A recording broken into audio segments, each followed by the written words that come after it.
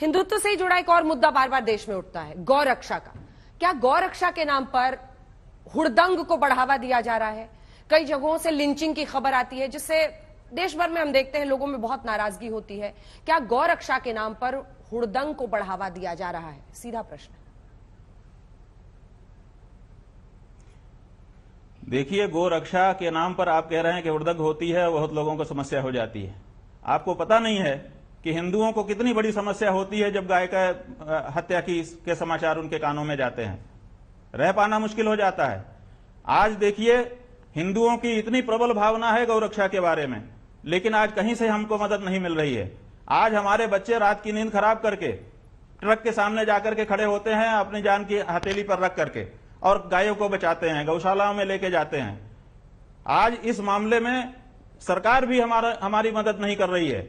अभी तक तो सरकार को गाय को राष्ट्रमाता घोषित कर देना चाहिए था।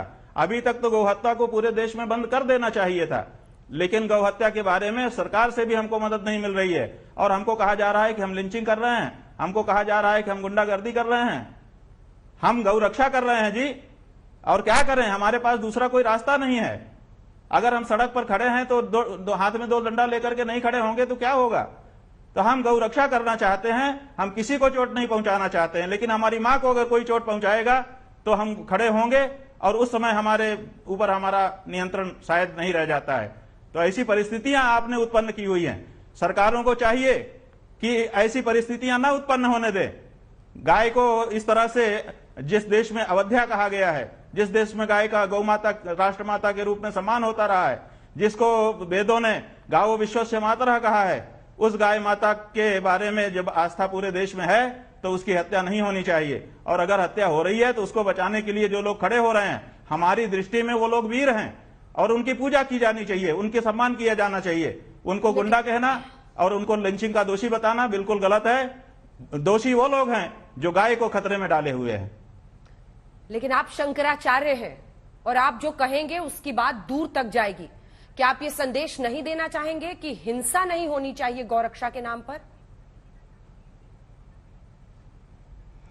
अरे भाई, हिंसा जब हमारी मां मारी जाती हो उस समय आपकी मां मारी जा रही होगी, आप बचा पाएंगे अपने आप को? कोई नहीं बचा सकता है जी अंजना जी।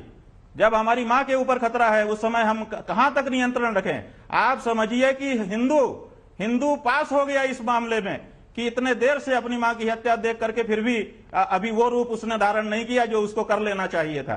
और अगर यह गौहत्या बंद नहीं हुई तो आज नहीं तो कल हिंदू उग्र रूप धारण कर लेगा, जो कि बहुत खराब होगा। इसलिए सरकारों को समय रहते इस पर निर्णय लेना चाहिए, और जो लोग गौहत्या में लगे हुए हैं उन लोगों को भी दूसरा धंधा पकड़ना चाहिए अपने कमाने खाने के लिए।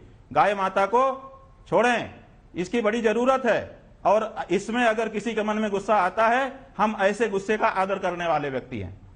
हर गुस्सा खराब नहीं होता है, कुछ अच्छे मामलों में गुस्सा जरूरी भी होता है।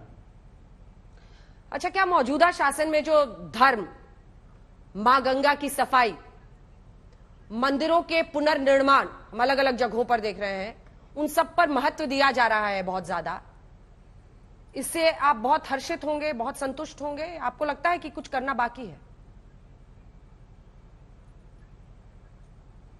नहीं, देखिए, ये जो मंदिरों का पुनरुद्धार है, भव्य सौंदर्यीकरण है, ये जो विचार है ये बहुत अच्छा है। काशी में हुआ, उज्जैन में हुआ, बद्रीनाथ में हो रहा है, विंध्याचल में और कई जगह पे विचार है। तो ये विचार तो बहुत अच्छा है, लेकिन इस विचार का क्रियान्वयन जो हो रहा है वो बड़े खराब तरीके से हो रहा है, हम बताना चाहेंगे आपको। और मूर्तियों को भगवान की और पुराने मंदिरों को तोड़ करके मलबे की तरह से फेंका गया, और इसीलिए इतने अच्छे विचार का वो आदर नहीं हो पाया जो असल में होना चाहिए था। जितनी प्रशंसा इस कार्य की होनी चाहिए थी वो प्रशंसा इसी कारण से रुक गई। इसलिए जिन लोगों ने यह विचार सामने लाया है उन लोगों को क्रियान्वयन पर पूरा ध्यान देना चाहिए। अगर क्रियान्वयन जैसा अभी तक होता रहा वैसा ही आगे करते रहेंगे तो इनको कोई प्रशंसा नहीं मिलेगी अपने इस अच्छे कार्य की।